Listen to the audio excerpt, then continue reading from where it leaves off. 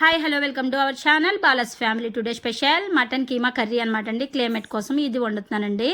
ముందుగా పావు కేజీకి మటన్ కీమా తెచ్చుకుని దాన్ని అల్లం వెల్లుల్లి పేస్ట్ వేసి కుక్కర్లో విజిల్స్ పెట్టేస్తానండి ఒక 5. తర్వాత ధనియాలు జీలకర్ర వెల్లుల్లిపాయతో మసాలా అయితే ఇలా ప్రిపేర్ చేసుకున్నాను. నేను గరం మసాలా వాడట్లేదు. అండ్ వెల్లుల్లిపాయ గుడ్లు ఈ విధంగా చేసి పెట్టుకున్నానండి. కైమా కూరలో వెల్లుల్లిపాయ గుడ్లు వేసుకుంటే అమోఘమైన టేస్ట్ వస్తుంది. హెల్త్కి చాలా చాలా మంచిదండి. ఈ రైనీ సీజన్లో ఇది చాలా మంచిది అనమాట. ఫేవరీగా ఉన్న వాళ్ళకి అందరికీ కూడా. సో నేను అందుకని ఇది ఇలా వేయించేసుకున్నాను. ఇది వేగిన తర్వాత మనం ముందుగా బాయిల్ చేసి పెట్టుకున్న కీమా ఏదైతే ఉందో అది కూడా వేసేసుకున్నాను. ఈ కీమాలో మిగిలిన వాటర్ కూడా మనకి కర్రీకి ఉపయోగపడతాయి అనమాట అండి. పక్కన ఉంచుకున్నాను. ఇది కొంచెం కలుపుకొని ఇందులో మనం కొంచెం ఉప్పు అండ్ పసుపు కూడా వేసేసుకొని ఒకసారి కలుపుకున్నానండి. చూసారు కదా చక్కగా నేను సపరేట్గా పెట్టుకున్నా.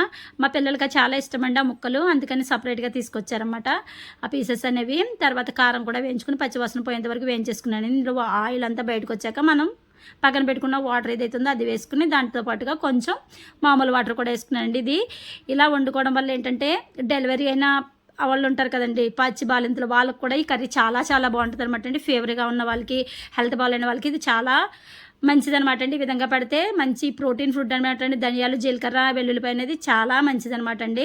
కఫం అలాంటివన్నీ తగ్గిస్తుంది. నచ్చినట్టయితే లైక్ చేయండి, షేర్ చేయండి, కామెంట్ సెక్షన్లో కామెంట్ చేయండి. ముఖ్యంగా నా ఛానల్ సబ్స్క్రైబ్